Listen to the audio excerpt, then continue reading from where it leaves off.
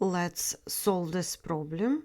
If you'd like, you can click the pause button and try to solve this problem yourself before you watch the video. Let's draw segment MN, which is parallel to BC. Triangles MNK and BPK are congruent because two angles and the included side of one triangle are equal to two angles and the included side of another triangle. KM is equal to BK. Angles NKM and BKP are congruent as vertical angles. Angles MNK and KPB are equal as corresponding angles.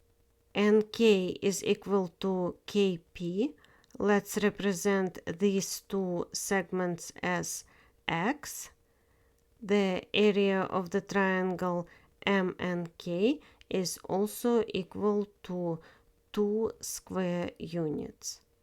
MN is the mid-segment of the triangle APC. AN is equal to NP. Therefore, we can represent AN as 2x. Let's review the triangles MNK and AMN.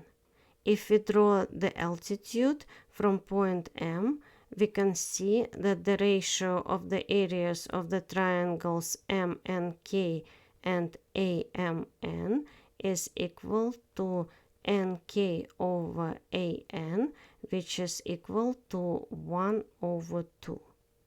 Therefore, the area of the triangle AMN is equal to 4 square units. The area of the triangle AKM is equal to 4 plus 2, which is 6 square units. Thank you for watching. If you found this video helpful, please consider to subscribe to help my channel grow. Thank you.